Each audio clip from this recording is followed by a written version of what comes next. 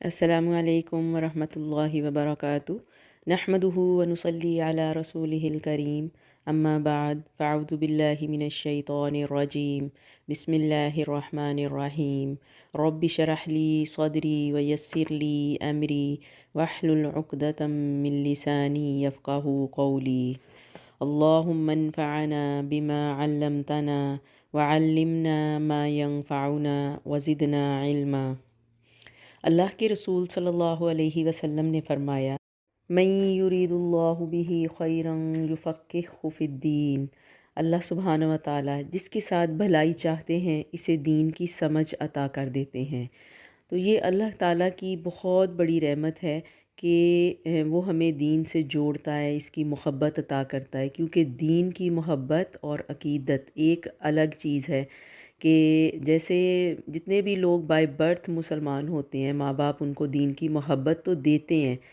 اور لیکن ایک دین کی محبت الگ، جبکہ دین کی سمجھ بوجھ ایک الگ چیز ہے۔ تو جس کے ساتھ اللہ سبحانہ و تعالیٰ بھلائی کا ارادہ کرتے ہیں اسے خیر کثیر سے نوازتے ہیں۔ وَمَن يُؤْتَ الْحِكْمَةَ فَقَدْ أُوتِيَ خَيْرًا كَثِيرًا، کہ یہ بہت بڑی چیز ہے۔ اس نعمت سے یہ زندگی بھی آسان ہوتی ہے اور اگلی زندگی بھی، کہ جو کوئی حکمت یعنی بھلائی سمجھ بوجھ عطا کیا گیا، تو کیا اس کا مطلب ہے فقد اوتیا خیرا کثیرا، تو وہ خیر کثیر سے نوازا گیا۔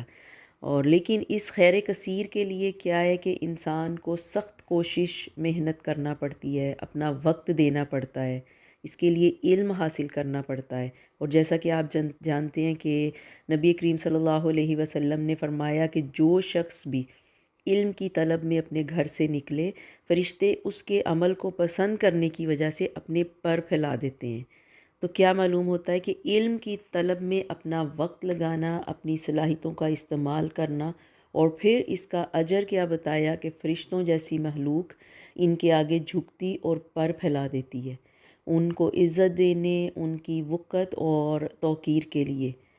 اللہ تعالیٰ تم لوگوں میں سے ان کے درجات کو بلند کرے گا جو ایمان لائے اور ان کو علم عطا کیا گیا۔ یعنی ایمان میں جس طرح انسان برابر ہوتے ہیں، تو علم انسان کے پاس جوں جوں آتا ہے تو ایمان بھی انسان کا بڑھتا چلا جاتا ہے علم ہونے کی وجہ سے۔ تو اللہ تعالیٰ ان کے ایمان میں جب اپنا اضافہ کرتے ہیں ان کے علم کی وجہ سے، تو پھر ان کو اپنا تقرب عطا فرماتے ہیں۔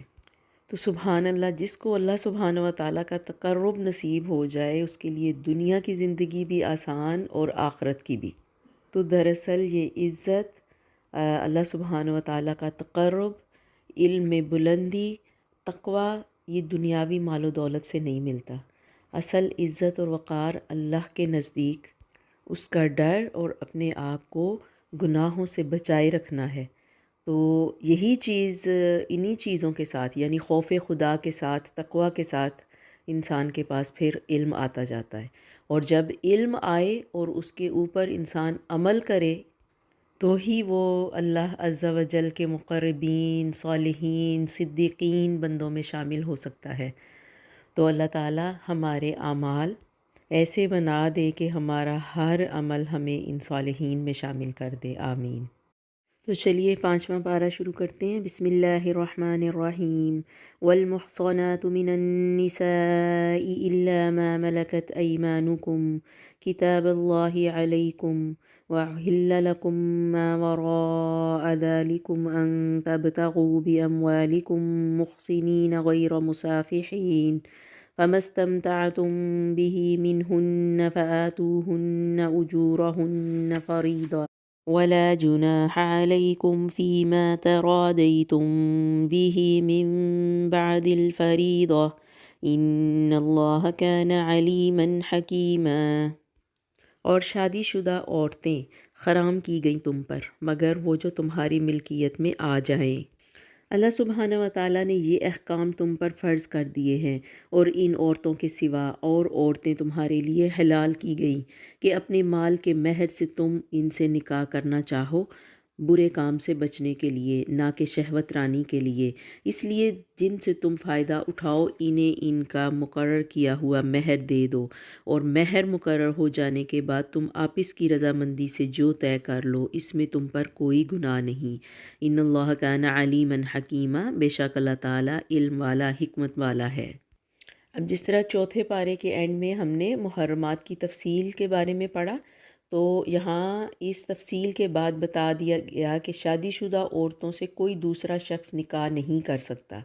اور شادی کے وقت عورتوں کا مہر خوش دلی سے تحفے کی حیثیت سے ادا کیا جانا چاہیے، اور شادی کا مقصد صرف عفت و حیا کی حفاظت ہے، اور اس سے مراد صرف خواہش نفس کی تسکین نہیں ہونی چاہیے۔ اور اگر کوئی شخص شادی کے لیے وسائل نہیں رکھتا تو بھی اس کو عزت و عصمت کے ساتھ زندگی گزارنی چاہیے، اور وہ شخص جو خود پر قابو نہ رکھ سکے تو لونڈیوں سے نکاح کر لے مہر کی ادائیگی کی شرط کے ساتھ، کیونکہ سب انسان برابر ہیں۔ یہ اس وقت کے لحاظ سے بہت بڑا یعنی انقلابی حکم تھا، جب کہ غلامی عام تھی اور غلاموں اور لونڈیوں کو بالکل انسان ہی نہیں سمجھا جاتا تھا، اور ان کا سخت استحصال کیا جاتا تھا۔ تو کچھ شرائط تھیں لونڈیوں سے شادی کرنے کی بھی، کہ وہ مومن ہوں، پاک باز ہوں، اور اپنی عزت کی حفاظت کرنے والیاں ہوں، چوری چھپے ایک دوسرے سے دوستی نہ کرنے والی ہوں۔ تو اگرچہ یہی شرائط آزاد عورت کے لیے بھی ہوتی ہیں، کہ اور دوسرا یہ کہ اگر بہت صحیح طریقے سے یعنی انصاف قائم کر دیا گیا، اور اگلی آیات میں واضح کر دیا گیا کہ اگر لونڈی شادی کے بعد زنا کی مرتکب ہو تو اس کے لیے آدھی سزا ہے، اس لیے کہ اس کو آزاد عورت والی حفاظت حاصل نہیں تھی۔ اور فرمایا کہ تم میں سے جس کسی کو آزاد مسلمان عورتوں سے نکاح کرنے کی پوری طاقت نہ ہو تو وہ مسلمان لونڈیوں سے جن کے تم مالک ہو اپنا نکاح کر لے۔ اللہ تعالیٰ تمہارے اعمال کو بخوبی جاننے والا ہے۔ تم سب آپس میں ایک ہی تو ہو، اسی لیے ان کے مالکوں کی اجازت سے ان کے نکاح کر لو، ان سے نکاح کر لو، اور قاعدے کے مطابق ان کے مہر ان کو دو، وہ پاک دامن نہ ہوں کہ اعلان، اور یعنی پھر یہ وہی شرائط بتائی گئی کہ اگر وہ اگرچہ وہ پاک دامن ہوں اور بدکاری نہ کرنے والی ہوں، اور نہ ہی چھپ کے دوستیاں کرنے والی ہوں، پس جب یہ لونڈیاں نکاح میں آ جائیں پھر اگر وہ بے حیائی کا کام کریں تو انہیں آدھی سزا ہے، اس سزا سے جو آزاد عورتوں کی ہے۔ کنیزوں سے یعنی لونڈیوں سے نکاح کا یہ حکم تم میں سے ان لوگوں کے لیے ہے جنہیں گناہ اور تکلیف کا اندیشہ ہو، اور تمہارا ضبط کرنا بہت بہتر ہے۔ اللہ تعالیٰ بڑا بخشنے والا اور بڑی رحمت والا ہے۔ اب اس آیت میں کیا مراد ہے کہ لونڈی سے نکاح کرنے کی اجازت ہے، اگرچہ کہ اس شخص کو اس بات کا ڈر ہو کہ وہ اپنے نفس پر قابو نہیں رکھ سکے گا اور کوئی کسی بدکاری کا اندیشہ ہوگا، تو اس وجہ سے وہ پھر لونڈی سے نکاح کر سکتا ہے۔ اور اگر ایسا کوئی خوف نہ ہو اور تو اس وقت تک اس کے لیے صبر کرنا، انتظار کرنا بہتر ہوگا کہ جب تک کسی آزاد خاندانی عورت سے مطلب وہ شادی کرنے کے قابل نہ ہو سکے۔ پھر فرمایا یرید اللہ لیبین لکم ویہدیکم سنن الذین من قبلکم ویتوب علیکم واللہ علیم حکیم۔ اللہ تعالیٰ چاہتا ہے کہ تمہارے لیے خوب کھول کر بیان کرے اور تمہیں تم سے پہلے کے نیک لوگوں کی راہ پر چلائے اور تم پر رجوع کرے، اور اللہ تعالیٰ جاننے والا، حکمت والا ہے۔ اور اللہ تعالیٰ چاہتا ہے کہ تمہاری توبہ قبول کرے، اور جو لوگ خواہشات کے پیروکار ہیں وہ چاہتے ہیں کہ تم اس سے بہت دور ہٹ جاؤ، جبکہ اللہ تعالیٰ چاہتا ہے کہ تم سے خلقہ کر دے، یعنی تمہارے اوپر آسانی کرے، کیونکہ انسان کمزور پیدا کیا گیا ہے۔ اے ایمان والو، آپ اس کے مال ناجائز طریقے سے مت کھاؤ۔ یا ایھا الذین آمنوا لا تأکلوا اموالکم بینکم بالباطل، کہ آپ اس میں ناجائز طریقے سے مال مت کھاؤ مگر یہ کہ تمہاری آپس کی رضامندی سے خرید و فروخت ہو، اور اپنے آپ کو قتل نہ کیا کرو، یقیناً اللہ تعالیٰ تم پر نہایت مہربان ہے۔ یعنی یہاں پھر سے یتیموں، عورتوں اور غلاموں کے حقوق کے بارے میں جو احکامات بیان کیے گئے، تو ان احکامات کے بارے میں معاشرے میں بہت زیادہ بگاڑ پیدا ہونے لگا، ہلچل پیدا ہو گئی کفار کی طرف سے، اور اہل کتاب اور منافقین یعنی انہی نے ان اصلاحات کے بارے میں شدید پروپیگنڈا شروع کر دیا۔ اس لیے کہ ان اصلاحات کی وجہ سے ان کی سرداریت اور روب اور دبدبہ کم ہو رہا تھا، اور ان کے ان چالوں کی وجہ سے جو کمزور ایمان والے تھے وہ پھر ظاہر ہے کہ جب بڑے سردار اس طرح کی باتیں کر رہے ہوں تو ان کے دلوں میں شکوک و شبہات پیدا ہونے لگے۔ تو پھر اللہ سبحانہ و تعالیٰ مسلمانوں کو یاد دہانی کروا رہے ہیں کہ ان کو انبیاء کی وراثت منتقل ہو رہی ہے، اس لیے ان کو شکر گزار ہونا چاہیے۔ انسان کمزور ہے، اس لیے اللہ تعالیٰ تسلی دیتے ہیں کہ خود غرض اور مغرور لیڈر جو اپنی خواہشات کی پیروی کر رہے ہیں وہ چاہتے ہیں کہ مسلمان ان احکامات اور اصلاحات سے پھسل کر پہلے ہی کی طرح اندھیروں میں چلے جائیں، اور تاکہ ان کے مفادات محفوظ رہیں، ان کی سرداریت قائم رہے، وہ سب اس وجہ سے کرنا چاہ رہے تھے۔ پھر اللہ سبحانہ و تعالیٰ مسلمانوں کو آسانی کی خوشخبری سناتے ہوئے فرماتے ہیں کہ اگر عنقریب تم بڑے گناہوں سے بچتے رہو گے جن سے تم کو منع کیا جاتا ہے تو ہم تمہارے چھوٹے گناہ دور کر دیں گے اور عزت و بزرگی کی جگہ عطا کریں گے۔ اب یہ ایک بہت بڑی خوشخبری تھی پورے معاشرے کے لیے کہ اگر انسان بڑے گناہوں سے بچے گا تو اللہ تعالیٰ صغائر کو خود معاف کر دیں گے، کہ گناہ کبیرہ سے بچتے رہنا چاہیے۔ اگر انسان مسلسل گناہ کبیرہ سے بچے گا، آپ کو معلوم ہے کہ کبیرہ گناہوں میں اللہ کے ساتھ شرک کرنا، والدین کی نافرمانی کرنا، اس طرح کے سب کام آتے ہیں، قتل و غارت کرنا، ناجائز کسی کا حق مارنا۔ تو اگر کوئی ان کبائر سے بچے گا تو اللہ تعالیٰ چھوٹے چھوٹے گناہوں کو خود ہی معاف کر دیں گے۔ تو یہ اللہ کی انسان پر بہت بڑی عنایت ہے۔ پھر اللہ سبحانہ و تعالیٰ فرماتے ہیں، اور اس چیز کی آرزو نہ کرو جس کے باعث اللہ سبحانہ و تعالیٰ نے تم میں سے بعض کو بعض پر بزرگی دی۔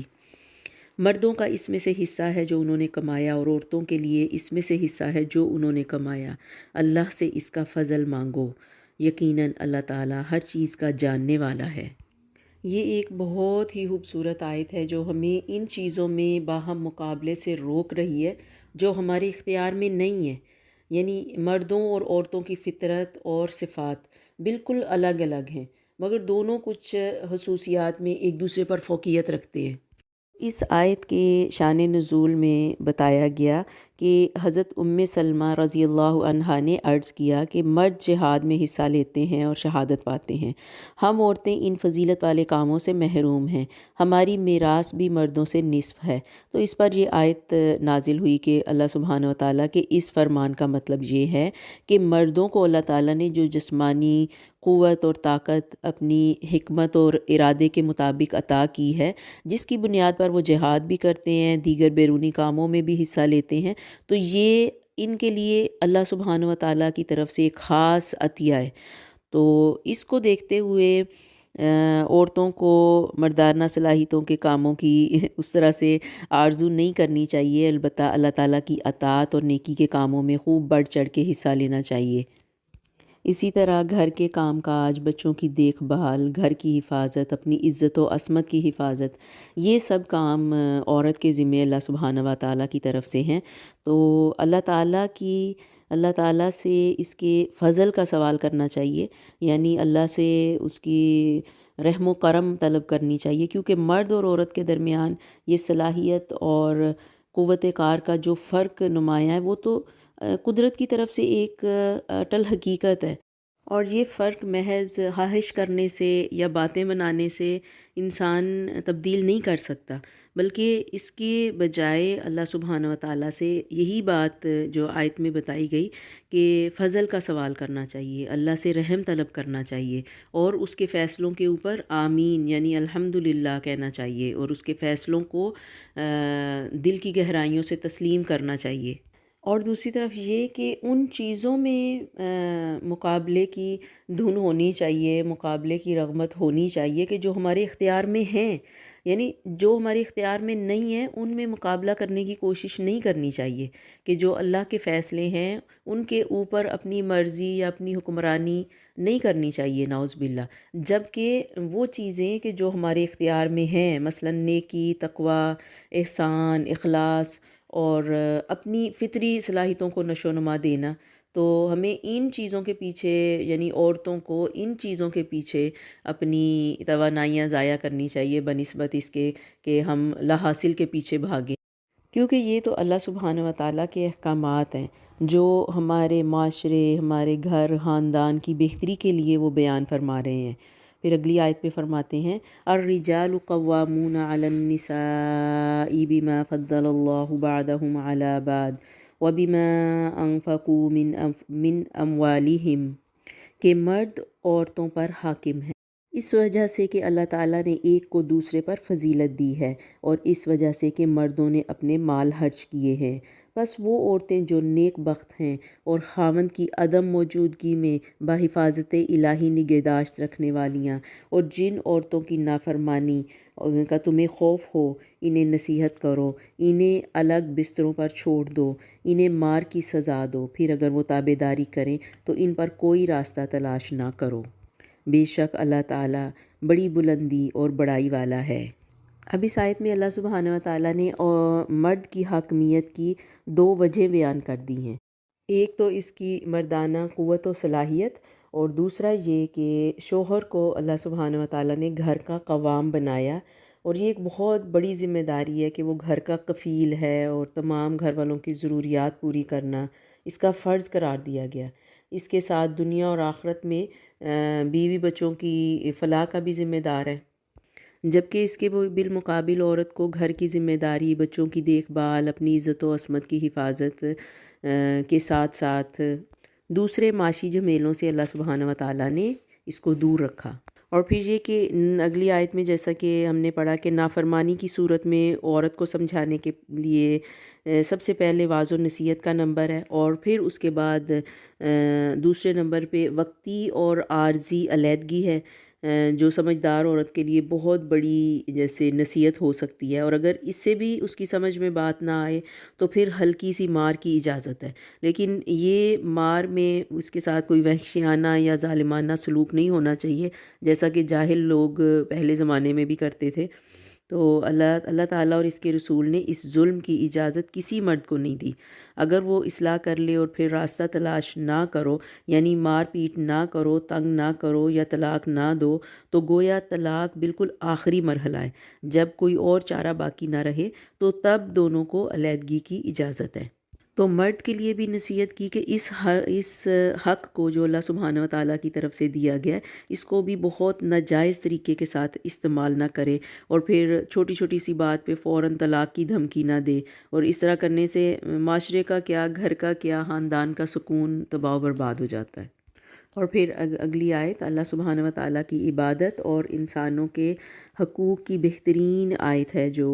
یہاں بیان کیے گئے ہیں۔ وَاعْبُدُوا اللَّهَ وَلَا تُشْرِكُوا بِهِ شَيْئًا وَبِالْوَالِدَيْنِ إِحْسَانًا،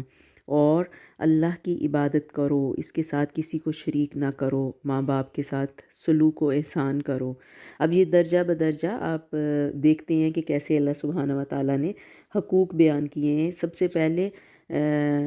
جس گناہ سے بچنے کا اللہ نے حکم دیا کہ صرف اللہ کی عبادت کرنی ہے، شرک نہیں کرنا، اور دوسرے نمبر پہ والدین کی اطاعت اور حسن سلوک، اور رشتہ داروں سے اور یتیموں سے اور مسکینوں سے اور قرابت دار ہمسائے سے اور اجنبی ہمسائے سے اور پہلو کے ساتھی سے اور راہ کے مسافر سے اور ان سے جن کے مالک تمہارے ہاتھ ہیں، یعنی غلام اور کنیز وغیرہ۔ یقیناً اللہ تعالیٰ تکبر کرنے والوں اور شیخی خوروں کو، یعنی جو شیخی بگاڑتے ہیں لوگ، پسند نہیں کرتا۔ جو لوگ خود بخیلی کرتے ہیں اور دوسروں کو بھی بخیلی کرنے کو کہتے ہیں، تو اللہ تعالیٰ نے جو اپنا فضل انہیں دے رکھا ہے اسے چھپا لیتے ہیں۔ ہم نے ان کافروں کے لیے ذلت کی مار تیار کر رکھی ہے، اور جو لوگ اپنا مال لوگوں کے دکھاوے کے لیے خرچ کرتے ہیں، وَالَّذِينَ يُنفِقُونَ أَمْوَالَهُمْ رِئَاءَ النَّاسِ وَلَا يُؤْمِنُونَ بِاللَّهِ وَلَا بِالْيَوْمِ الْآخِرِ، کہ جو دکھاوے کے لیے اپنا مال خرچ کرتے ہیں وہ اللہ پر اور قیامت کے دن پر ایمان نہیں رکھتے، اور جس کا ہم نشین اور ساتھی شیطان ہو تو وہ بدترین ساتھی ہے۔ بھلا ان کا کیا نقصان تھا کہ اگر یہ اللہ تعالیٰ پر اور قیامت کے دن پر ایمان لے آتے، اور اللہ تعالیٰ ایک ذرہ برابر بھی ظلم نہیں کرتا، اور اگر نیکی ہو تو اسے دگنا کر دیتا ہے، اور خاص اپنے پاس سے بہت بڑا ثواب عطا کرتا ہے۔ بس کیا حال ہوگا جس وقت کہ ہر امت میں سے ایک گواہ ہم لائیں گے۔ فَكَيْفَ إِذَا جِئْنَا مِن كُلِّ أُمَّةٍ بِشَهِيدٍ وَجِئْنَا بِكَ عَلَى هَؤُلَاءِ شَهِيدًا، یعنی اس آیت سے کیا مراد ہے کہ ہر امت میں سے اس کا پیغمبر اللہ سبحانہ و تعالیٰ کی بارگاہ میں گواہی دے گا کہ اے اللہ، ہم نے تیرا پیغام اپنی قوم کو پہنچایا تھا، اب انہوں نے اگر نہیں مانا تو ہمارا کیا قصور۔ پھر ان سب پر نبی کریم صلی اللہ علیہ وسلم گواہی دیں گے کہ اے اللہ، یہ سچے ہیں۔ آپ صلی اللہ علیہ وسلم یہ گواہی اس قرآن کی وجہ سے دیں گے جو آپ صلی اللہ علیہ وسلم پر نازل ہوا۔ تو اس آیت کے بارے میں بھی حدیث میں آتا ہے کہ ایک مرتبہ نبی کریم صلی اللہ علیہ وسلم نے حضرت عبداللہ بن مسعود سے قرآن سننے کی خواہش ظاہر فرمائی، تو وہ سناتے ہوئے جب اس آیت پر پہنچے جو ابھی میں نے تلاوت کی ہے، فَكَيْفَ إِذَا جِئْنَا مِن كُلِّ أُمَّةٍ بِشَهِيدٍ وَجِئْنَا بِكَ عَلَى هَؤُلَاءِ شَهِيدًا، کہ جب وہ اس آیت پر پہنچے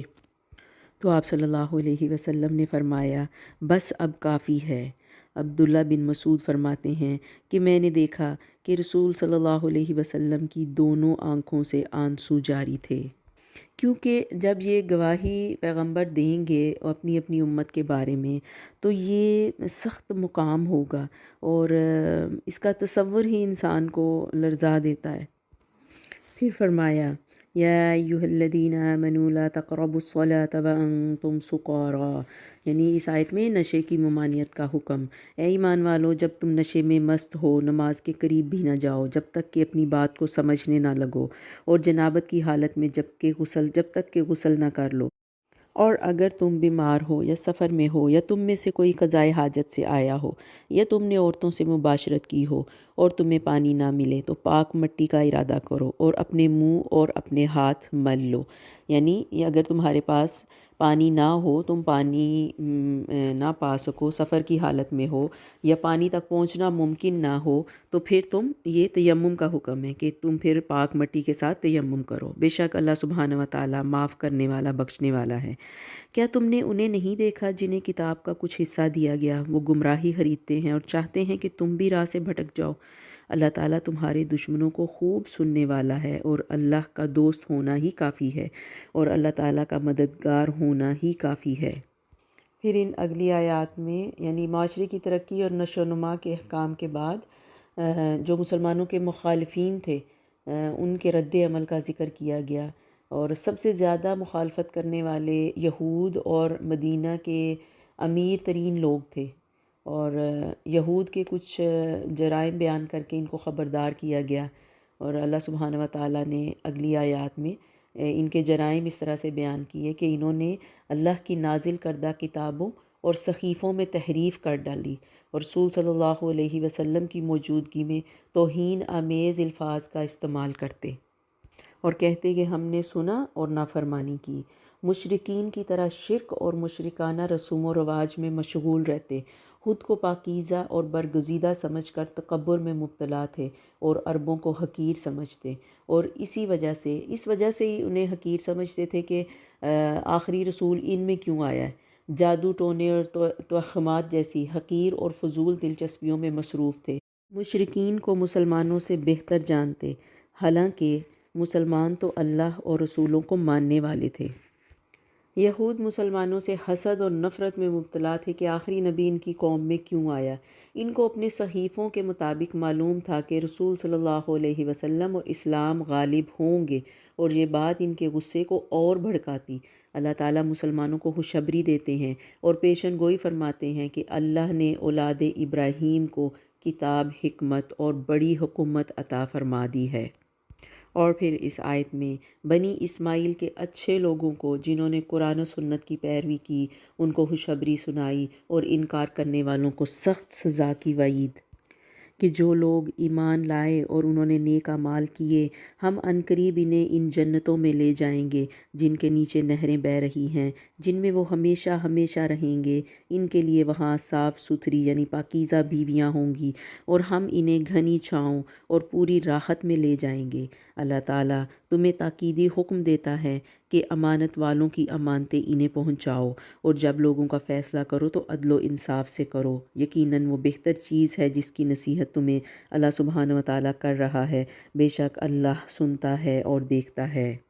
یعنی یہاں اللہ سبحانہ و تعالیٰ مسلمانوں کو نصیحت فرما رہے ہیں کہ بنی اسرائیل کی طرح نہ ہو جانا کہ جن کی امامت اب تمہیں منتقل ہو رہی ہے، مسلمانوں کو ہر قسم کے تعصب سے بچ کر حق، عدل اور انصاف کا علمبردار بن کر کھڑا ہونا چاہیے۔ اس کے بعد مومنوں کو اپنے معاشرے اور حکومتی نظام کو مضبوط بنانے کے لیے مندرجہ ذیل اللہ سبحانہ وتعالیٰ کی ہدایات، جن میں سب سے پہلے یہی کہ مسلمان اپنی امانتیں قابل اور ایماندار افراد کے سپرد کریں۔ مطلب یہ کہ اپنے اہم کاموں کے لیے اچھے کردار والے لیڈر اور اپنے حکمران ایسے چنیں کہ جو ذمہ دار ہوں۔ یہ سب سے بڑی ذمہ داری جو ان پر ڈالی گئی کہ ہر معاملے میں لوگوں کو انصاف کی تلقین کی گئی کہ اللہ اور رسول کی اطاعت کرو، پھر اگر کسی چیز میں اختلاف کرو تو اسے لوٹاؤ اللہ کی طرف، یعنی اگر کسی بات کا فیصلہ کرنے کا وقت آئے تو اللہ تعالیٰ کے احکامات کی پیروی کرتے ہوئے فیصلہ کرو انصاف کے ساتھ۔ اور اگر تمہیں اللہ تعالیٰ پر اور قیامت کے دن پر ایمان ہے تو یہ بہت بہتر ہے انجام کے اعتبار سے۔ کیا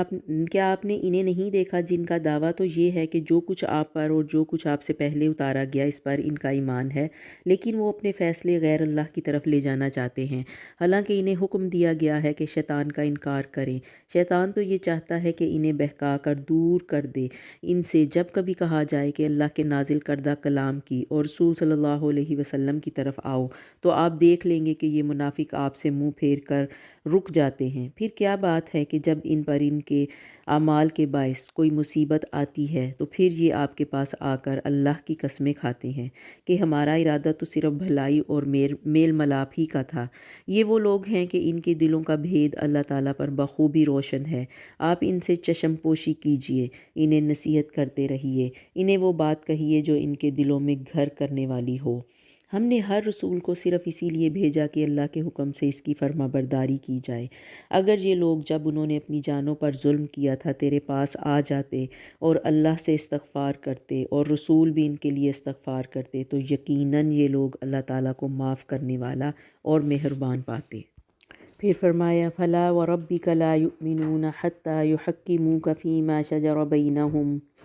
سو قسم ہے تیرے پروردگار کی یہ ایماندار نہیں ہو سکتے جب تک کہ تمام آپس کے اختلاف میں آپ کو حاکم نہ مان لیں، پھر جو فیصلے آپ ان میں کر دیں ان سے اپنے دل میں کسی طرح کی تنگی اور ناخوشی نہ پائیں اور فرمانبرداری کے ساتھ ان فیصلوں کو قبول کر لیں۔ پھر اس کے بعد اگلی آیت میں منافقین کا بزدلانہ کردار بتایا جن کے دلوں میں کوئی بہادری نہ تھی اور وہ جہاد سے بھاگتے تھے۔ وہ لوگ جو اللہ اور رسول کے وفادار امتی تھے وہی سب سے بہترین تھے۔ تو ان کے لیے فرمایا وَمَن يُطِعِ اللَّهَ وَالرَّسُولَ فَأُولَٰئِكَ مَعَ الَّذِينَ أَنْعَمَ اللَّهُ عَلَيْهِم مِّنَ النَّبِيِّينَ وَالصِّدِّيقِينَ وَالشُّهَدَاءِ وَالصَّالِحِينَ وَحَسُنَ أُولَٰئِكَ رَفِیقًا، اور جو لوگ اللہ اور اس کے رسول کی اطاعت کریں گے وہی ہیں جو انبیاء، صدیقین، شہداء، صالحین ہیں، اس گروہ کے ساتھ ہوں گے جن پر اللہ نے اپنا فضل فرمایا، اور کیا ہی اچھے ہیں یہ دوست۔ اللہ سبحانہ وتعالیٰ سے دعا ہے کہ اللہ تعالیٰ ہمیں ان لوگوں میں شامل کر دے۔ پھر اگلی آیات میں جہاد کی تلقین کرتے ہوئے فرمایا مسلمانوں اپنے بچاؤ کا سامان لے لو، پھر گروہ گروہ بن کر کوچ کرو یا سب کے سب اکٹھے ہو کر نکل کھڑے ہو، یقیناً تم میں بعض وہ بھی ہیں جو پس و پیش کرتے ہیں۔ پھر اگر تمہیں کوئی نقصان ہوتا ہے تو وہ کہتے ہیں کہ اللہ تعالیٰ نے مجھ پر بڑا فضل کیا کہ میں ان کے ساتھ موجود نہ تھا، اور اگر تمہیں اللہ کا کوئی فضل مل جائے تو اس طرح کہ گویا تم میں اور ان میں دوستی تھی ہی نہیں، کہتے ہیں کاش میں بھی ان کے ہمراہ ہوتا تو بہت بڑی کامیابی کو پہنچتا۔ بس جو لوگ دنیا کی زندگی کو آخرت کے بدلے بیچ چکے ہیں انہیں اللہ تعالیٰ کی راہ میں جہاد کرنا چاہیے، اور جو شخص اللہ کی راہ میں جہاد کرتے ہوئے شہادت پا لے یا غالب آ جائے یقیناً ہم اسے بہت بڑا ثواب عنایت فرمائیں گے۔ اب ان آیات میں منافقین کا بھی ذکر ہے جو زبانی کلامی جہاد و قتال کا بہت زیادہ شور کرتے اور شوق کا اظہار کرتے، مگر جب جنگ فرض ہوئی تو خوفزدہ ہو کر بہانے بنانے لگے۔ ان کو موت کا خوف تھا۔ اللہ نے فرمایا کہ موت کا وقت مقرر ہے اور موت سے کسی کو فرار ممکن نہیں۔ چاہے کوئی مضبوط قلعوں میں ہی بند کیوں نہ ہو جائے۔ وہ رسول کی اطاعت میں بہت ہی کمزور تھے، حالانکہ حقیقت میں اللہ کے رسول کی اطاعت اللہ ہی کی بندگی ہے۔ اللہ سبحانہ و تعالیٰ فرماتے ہیں، من یطیع الرسول فقد اطاع اللہ ومن تولی فما ارسلناک علیہم حفیظا۔ اور جو رسول کی اطاعت کرتا ہے اس نے اللہ کی اطاعت کی، اور جس نے روگردانی کی تو ہم نے اس پر تم کو نگران نہیں مقرر کیا۔ منافقین رسول صلی اللہ علیہ وسلم کی محفل میں تو فرما برداری کا اظہار کرتے، مگر باہر نکل کر قرآن کا مذاق اڑاتے۔ اللہ دعوے سے فرماتے ہیں کہ یہ قرآن کو نہیں مانتے، حالانکہ اگر غور کرتے تو یہ بات ان پر روشن ہو جاتی کہ یہ اللہ کی مقدس کتاب ہے، کیونکہ اس میں کوئی اختلاف یا تضاد نہیں ہے۔ افلا یتدبرون القرآن ولو کان من عند غیر اللہ لوجدوا فیہ اختلافا کثیرا۔ کیا یہ لوگ قرآن پر غور نہیں کرتے؟ اور اگر یہ اللہ کے سوا کسی اور کی طرف سے ہوتا تو اس میں وہ بڑا اختلاف پاتے۔ اس دور میں منافقین جو تھے مسلمانوں کے اندر گھلے ملے بیٹھے ہوتے تھے۔ ظاہر ہے وہ دلوں میں نفاق کو چھپائے ہوئے تھے، ظاہراً ان کی حالت اور تھی، وہ مسلمانوں کے دوست بنتے لیکن دلوں میں ان کے خلاف سخت دشمنی تھی، اور ان کے اندر ہی گھلے ملے رہتے تھے۔ تو ان سخت آیات کے نزول کے بعد یہ خطرہ ہوا کہ مسلمان ایک دوسرے پر منافقت کا لیبل نہ لگانا شروع کر دیں۔ ابھی اللہ تعالیٰ اپنی رحمت سے منافقین کو مہلت دے رہا ہے، اس لیے مسلمانوں کو سب کے سلام کا اسی انداز میں یا پھر بہتر انداز میں جواب دینے کا حکم دیا گیا، اور فرمایا گیا وَإِذَا حُيِّيتُم بِتَحِيَّةٍ فَحَيُّوا بِأَحْسَنَ مِنْهَا أَوْ رُدُّوهَا إِنَّ اللَّهَ كَانَ عَلَى كُلِّ شَيْءٍ حَسِيبًا۔ اور جب تمہیں سلام کیا جائے تو تم اس سے اچھا جواب دو یا انہی الفاظ کو لوٹا دو، بے شک اللہ تعالیٰ ہر چیز کا حساب لینے والا ہے۔ یعنی آہستہ آواز میں یا منہ میں ہی بات نہ رہنے دو، بلکہ اونچی آواز میں واپسی پہ دوسرے پر سلامتی بھیجو۔ اور اللہ سبحانہ و تعالیٰ منافقین کی صفات کا بیان اسی لیے یہاں پہ فرما رہے ہیں کہ مسلمان الرٹ ہو جائیں اور کہیں ان سے دھوکہ نہ کھا جائیں۔ کچھ مسلمانوں کے دلوں میں منافقوں کے لیے نرم گوشہ موجود تھا، تو ان کو نصیحت کی گئی، اور یہ آیات ان منافقین کے بارے میں جو مکہ میں عذر کے بغیر مقیم تھے،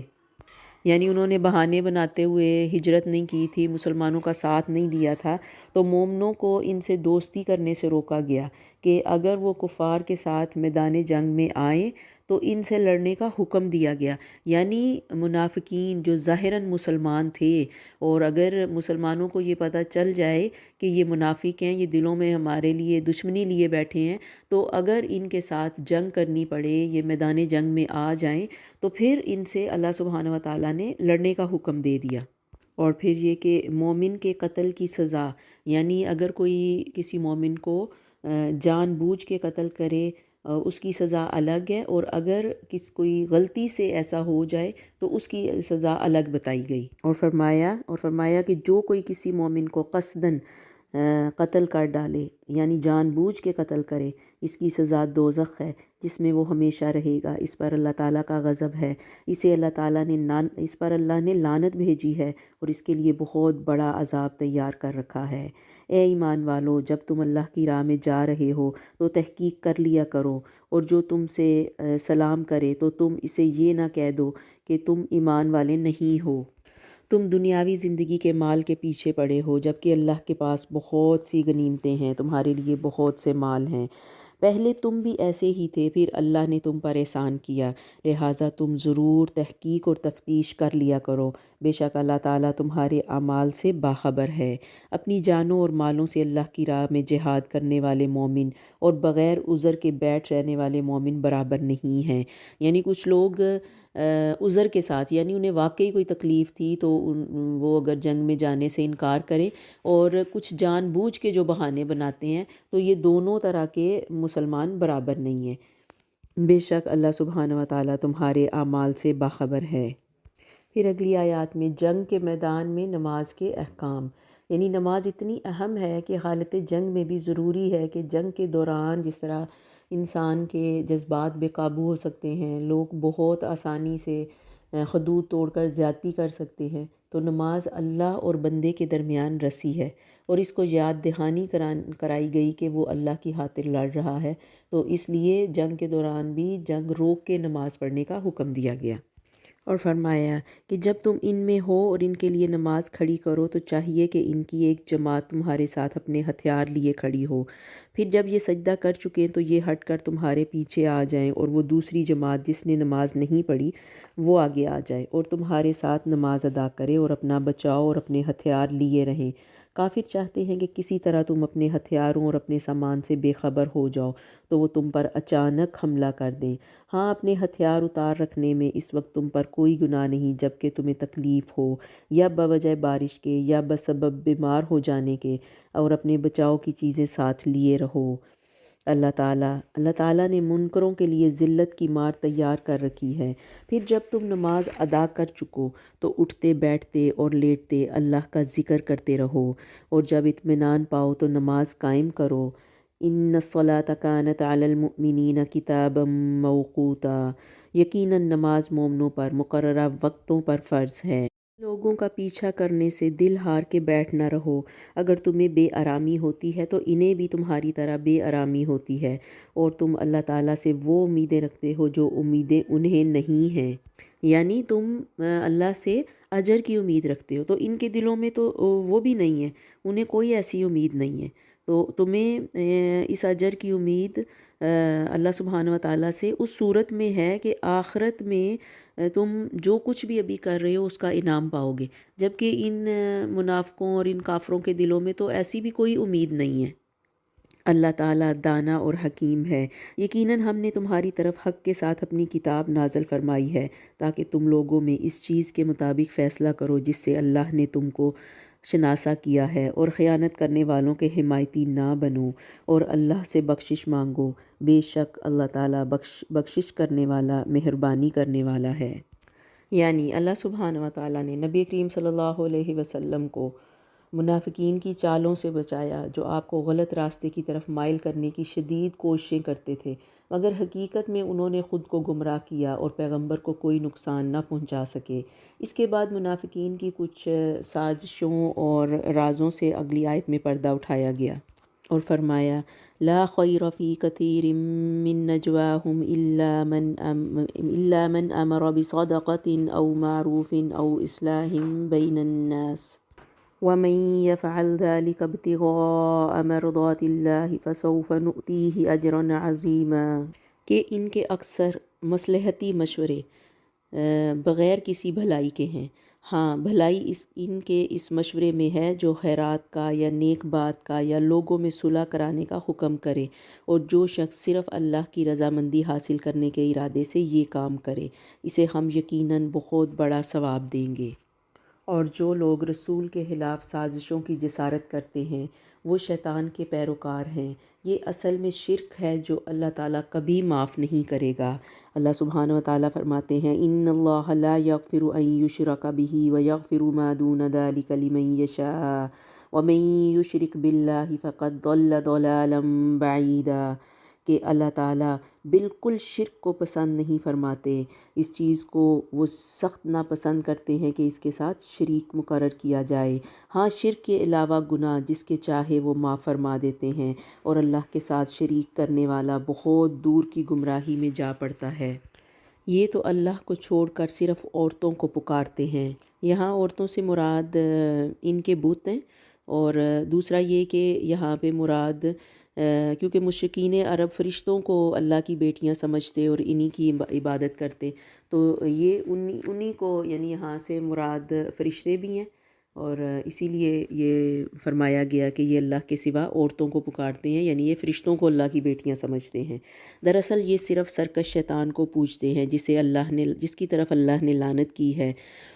اس نے بیڑا اٹھا رکھا ہے کہ تیرے بندوں میں سے مقرر شدہ حصہ لے کر رہوں گا، یعنی یہ شیطان نے اللہ سے وعدہ کیا تھا کہ میں تیرے بندوں کو ضرور بہکاؤں گا، انہیں راہ سے بہکاتا رہوں گا اور باطل امیدیں دلاتا رہوں گا، اور انہیں سکھاؤں گا کہ جانوروں کے کان چیر دیں، اور ان سے کہوں گا کہ اللہ کی بنائی ہوئی صورت کو بگاڑ دیں۔ سنو، جو شخص اللہ کو چھوڑ کر شیطان کو اپنا رفیق بنائے گا وہ کھلے نقصان میں رہے گا۔ وہ ان سے زبانی وعدے کرتا رہے گا اور سبز باغ دکھاتا رہے گا، مگر یاد رکھو کہ شیطان کے جو وعدے ان سے ہیں وہ سراسر فریب کاریاں ہیں۔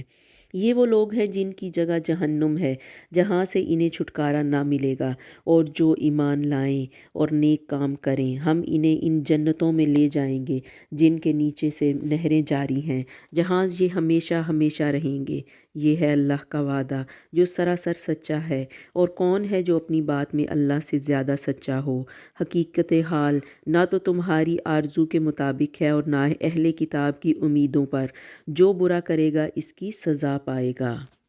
اور اس وقت وہ اپنا حمایتی اور کسی کو نہ پا سکے گا۔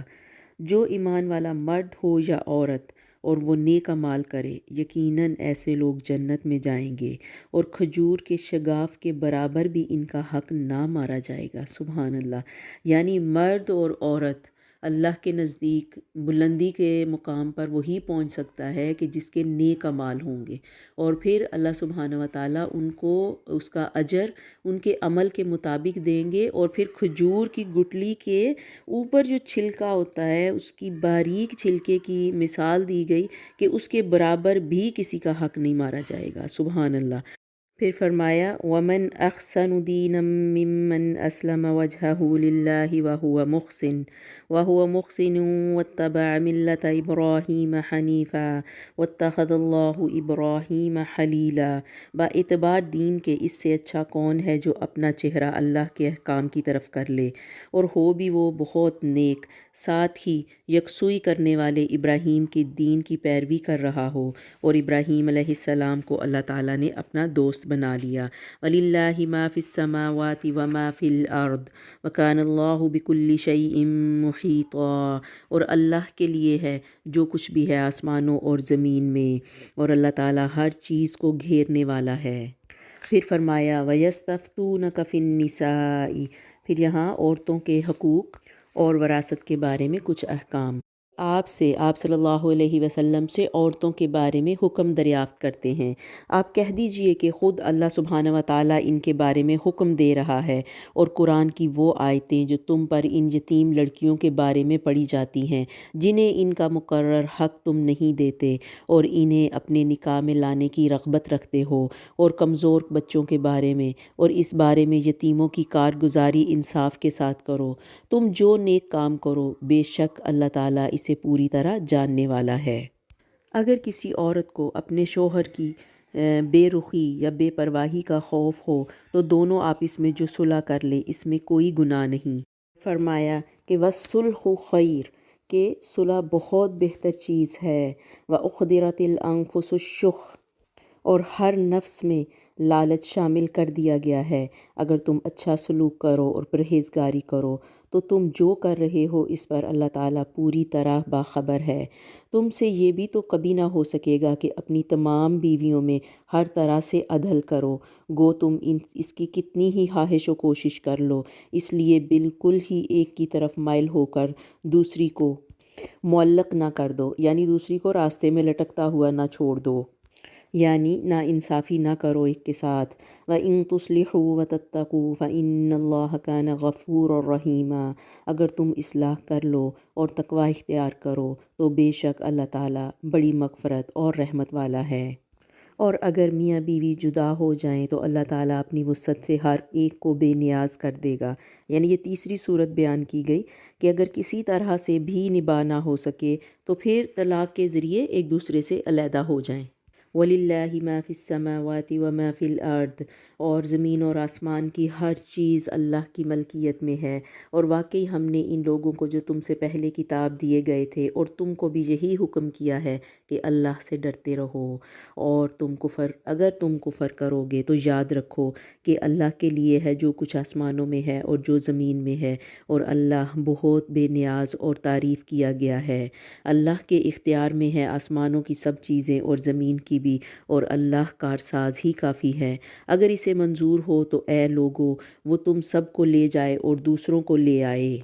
यानी अल्लाह सुब्हान व तआला के इख्तियार में है कि वो तुम्हारी जगह दूसरी कौम को ला सकता है। क्योंकि एक दूसरे मुकाम पर ये भी फरमाया गया कि अगर तुम फिरोगे तो वो तुम्हारी जगह औरों को ले आएगा जो कि तुम्हारी तरह के नहीं होंगे, और अल्लाह इस पर पूरी कुदरत रखने वाला है। जो शख्स दुनिया का सवाब चाहता है, मन काना युरीदु सवाबद दुनिया फ़इंदल्लाहि सवाबुद दुनिया वल आखिरा व कानल्लाहु समीअन बसीरा, कि जो शख्स दुनिया का सवाब चाहता है तो याद रखो अल्लाह के पास तो दुनिया और आखिरत दोनों का सवाब मौजूद है, और अल्लाह बहुत सुनने वाला और ख़ूब देखने वाला है। फिर अल्लाह सुब्हानहू व तआला ने मुसलमानों को हक़ और अदलो इंसाफ का अलमबरदार बनने का हुक्म देते हुए फ़रमाया, या अय्युहल्लज़ीना आमनू कूनू क़व्वामीन बिलक़िस्ति शुहदाअ लिल्लाह वलौ अला अनफुसिकुम अविल वालिदैनि वल अक़रबीन, कि ए ईमान वालो, अदलो इंसाफ पर मज़बूती से जम जाने वाले और खुशनुदी के लिए सच्ची गवाही देने वाले बन जाओ। किसकी खुशनुदी? अल्लाह सुब्हानहू व तआला की खुशनुदी के लिए सच्चे गवाह बनो, गो वो खुद तुम्हारे अपने ख़िलाफ़ हो या अपने माँ बाप के या रिश्तेदारों या अज़ीज़ों के। वो शख्स अगर अमीर हो या फ़कीर हो तो दोनों के साथ अल्लाह को ज़्यादा ताल्लुक़ है, इसलिए तुम ख्वाहिश से नफ्स के पीछे पड़कर इंसाफ ना छोड़ देना। अगर तुमने कज बयानी या पहलू तही की तो जान लो कि जो कुछ तुम करोगे अल्लाह सुब्हानहू व तआला इससे पूरी तरह बाखबर है। ए ईमान वालो, अल्लाह पर, इसके रसूल पर और इस किताब पर जो इसने अपने रसूल सल्लल्लाहु अलैहि वसल्लम पर नाजिल की, इन किताबों पर जो इससे पहले उसने नाजिल फरमाई, ईमान ले आओ। जो शख्स अल्लाह ताला से, इसके फ़रिश्तों से, इसकी किताबों से, इसके रसूलों से और क़यामत के दिन से कुफ़र करे, वो तो बहुत बड़ी दूर की गुमराही में जा पड़ा। जिन लोगों ने ईमान कबूल करके फिर कुफ़र किया, फिर ईमान लाकर फिर कुफ़र किया, फिर अपने कुफ़र में बढ़ गए, तो अल्लाह ताला यकीनन इन्हें नहीं बख्शेगा और ना ही इन्हें हिदायत की राह देगा। मुनाफ़िकों को इस अमर की ख़बर पहुँचा दो कि इनके लिए दर्दनाक अज़ाब है, जिनकी ये हालत है कि मुसलमानों को छोड़कर काफ़रों को दोस्त बनाते फिरते हैं। क्या इनके पास इज़्ज़त की तलाश में जाते हैं? इज़्ज़त तो सारी की सारी अल्लाह के कब्ज़े में है। यानी यहाँ मुनाफिकीन के रवैये का ज़िक्र है, और कि ये मुनाफिकीन कुफ़ार के पास जाकर यही कहते कि हम तो हकीकत में तुम्हारे साथी हैं। और जिस तरह सूरत बकरा के शुरू में भी इनका ज़िक्र किया गया, और ये कहते कि हम तुम्हारे साथ हैं और हम मुसलमानों के साथ मजाक करते हैं, तो यहाँ भी इन्हीं मुनाफिकीन का ज़िक्र किया गया। और अल्लाह ताला तुम्हारे पास अपनी किताब में ये हुक्म उतार चुका है कि तुम जब किसी मजलिस वालों को अल्लाह ताला की आयतों के साथ कुफ़र करते और मजाक उड़ाते हुए सुनो तो इस मजलिस में इनके साथ ना बैठो जब तक कि वो इसके अलावा और बातें ना करने लग जाएं, वरना तुम भी इस वक्त उन्हीं जैसे होगे। यकीनन अल्लाह ताला तमाम काफ़रों और सब मुनाफ़िकों को जहन्नम में जमा करने वाला है। इन्नल्लाह जामिउल मुनाफ़िकीन वल काफ़िरीन फ़ी जहन्नम जमीआ अल्लज़ीन यतरब्बसून बिकुम फ़इन कान लकुम फ़त्हुम मिनल्लाहि क़ालू अलम नकुम मअकुम व इन कान लिलकाफ़िरीन नसीब क़ालू अलम नस्तहविज़ अलैकुम व नमनअकुम मिनल मुअमिनीन वल्लाहु यहकुमु बैनकुम यौमल क़ियामह व लन यजअलल्लाहु लिलकाफ़िरीन अलल मुअमिनीन सबीला। ये लोग तुम्हारे अंजाम कार का इंतज़ार करते रहते हैं, फिर अगर तुम्हें अल्लाह फ़तह दे तो ये कहते हैं कि क्या हम तुम्हारे साथी नहीं, और अगर काफ़रों को थोड़ा सा गलबा मिल जाए तो इनसे कहते हैं कि हम तुम पर गालिब ना आने लगे थे, क्या हमने तुम्हें मुसलमानों के हाथों से ना बचाया था। बस क़यामत में ख़ुद अल्लाह ताला तुम्हारे दरमियान फ़ैसला कर देगा, और अल्लाह काफ़रों को ईमान वालों पर हरगिज़ राह ना देगा। ये मुनाफिकीन का ज़िक्र है कि बेशक अल्लाह ताला मुनाफिक से चालबाजियाँ कर रहे हैं, اور وہ انہیں اس چال بازی کا بدلہ دینے والا ہے۔ اور جب نماز کو کھڑے ہوتے ہیں تو بڑی کاہلی اور سستی کی حالت میں کھڑے ہوتے ہیں، کس لیے؟ صرف لوگوں کو دکھانے کے لیے۔ وَلَا يَذْكُرُونَ اللَّهَ إِلَّا قَلِيلًا، لیکن وہ اللہ کو یاد نہیں کرتے مگر بہت تھوڑا جو سامنے نظر آ رہا ہوتا ہے۔ مُذَبْذَبِينَ بَيْنَ ذَلِكَ، وہ درمیان میں ہی معلق ڈگمگا رہے ہیں، نہ پورے ان کی طرف ہیں نہ صحیح طور پر دوسری طرف، نہ یہ مسلمانوں کی طرف ہیں نہ کفار کی طرف، کیونکہ منافق کا رویہ تو ایسے ہی ہوتا ہے کہ ظاہراً کچھ اور باطن کچھ۔ وہ مسلمانوں کے پاس جا کے کہتے کہ ہم تمہارے ساتھ ہیں، اور کفار کے پاس جا کے کہتے کہ ہم تمہارے ساتھ ہیں۔ جسے اللہ تعالیٰ گمراہی میں ڈال دے تو اس کے لیے کوئی راہ نہ پائے گا۔ اے ایمان والو، یا ایھا الذین آمنوا لا تتخذوا الکافرین اولیاء من دون المؤمنین اتریدون ان تجعلوا للہ علیکم سلطانا مبینا۔ اے ایمان والو، مومنوں کو چھوڑ کر کافروں کو دوست نہ بناؤ۔ کیا تم یہ چاہتے ہو کہ اپنے اوپر اللہ تعالیٰ کی صاف حجت قائم کر لو؟ یعنی یہ منافقین کا رویہ کہ بیک وقت وہ دو مالکوں یعنی رسول صلی اللہ علیہ وسلم اور کفار کو خوش کرنے کی کوشش کر رہے تھے، یہ سراسر اللہ کو دھوکہ دینا ہے، مگر وہ یہ نہیں جانتے تھے کہ وہ خود اپنے آپ کو دھوکہ دے رہے ہیں۔ ان کی نمازیں محض دکھاوے کی تھیں، کیونکہ دل اللہ کی یاد سے خالی تھے، اور یہ لوگ ذہنی انتشار میں مبتلا تھے اور صحیح فیصلہ ہی نہ کر پا رہے تھے۔ پھر اللہ سبحانہ وتعالیٰ نے منافقین کے لیے سخت سزا بتا دی۔ ان المنافقین فی الدرک الاسفل من النار ولن تجد لهم نصیرا، کہ منافقین دوزخ کے سب سے نچلے طبقے میں ہوں گے اور تم ان کا کوئی مددگار نہ پاؤ گے۔ ان کے برعکس فرمایا الا الذین تابوا واصلحوا واعتصموا باللہ واخلصوا دینہم للہ فاولئک مع المؤمنین وسوف یؤتی اللہ المؤمنین اجرا عظیما۔ ہاں، جو لوگ توبہ کر لیں اور اصلاح کر لیں اور اللہ تعالیٰ پر کامل یقین رکھیں اور خالص اللہ ہی کے لیے دینداری کریں تو یہ لوگ مومنوں کے ساتھ ہیں، اور اللہ تعالیٰ مومنوں کو بہت بڑا اجر دے گا۔ ما یفعل اللہ بعذابکم ان شکرتم وآمنتم وکان اللہ شاکرا علیما، کہ اللہ سبحانہ وتعالیٰ تمہیں سزا دے کر کیا کرے گا اگر تم شکر گزاری کرتے رہو اور با ایمان رہو۔ اللہ تعالیٰ بہت قدر کرنے والا اور پورا علم رکھنے والا ہے۔ یعنی منافقین کے برعکس جو لوگ توبہ اور اصلاح کر لیں گے، اللہ کی رسی کو مضبوطی سے پکڑے رکھیں گے اور اپنی اطاعت کو اللہ کے لیے خالص کریں گے، وہ ایمان والوں کے ساتھ بھی ہوں گے، تو اللہ تعالیٰ ایسے لوگوں کو اجر عظیم عطا کرے گا۔ یہ اس بارے کی آخری آیت ہے۔ تو آخر میں اللہ سبحانہ وتعالیٰ سے دعا کرتی ہوں کہ اللہ تعالیٰ ہم سب کو اپنی کتاب مضبوطی سے پکڑنے اور 100% خلوص نیت کے ساتھ اس پر عمل کرنے کی توفیق عطا کرے، ہم اسی کی بندگی کریں، اور اللہ تعالیٰ ہمیں منافقت سے بچائے، ہمیں اس منافقت سے بچا کے اپنا مطیع و فرما بردار بنائے، ہمارا ظاہر اور باطن ایک جیسا ہو، تاکہ ہم ایسی کسی سزا کے مستحق نہ ہوں کہ جن کی سزائیں اللہ تعالیٰ نے قرآن پاک میں بیان کر دی ہیں۔ اللہ تعالیٰ سراسر ہمیں اپنا مطیع و فرمان بنائے، آمین۔ وآخر دعوانا ان الحمد للہ رب العالمین۔ سبحانک اللہم وبحمدک نشہد ان لا الہ الا انت نستغفرک ونتوب الیک۔ السلام علیکم ورحمۃ اللہ وبرکاتہ۔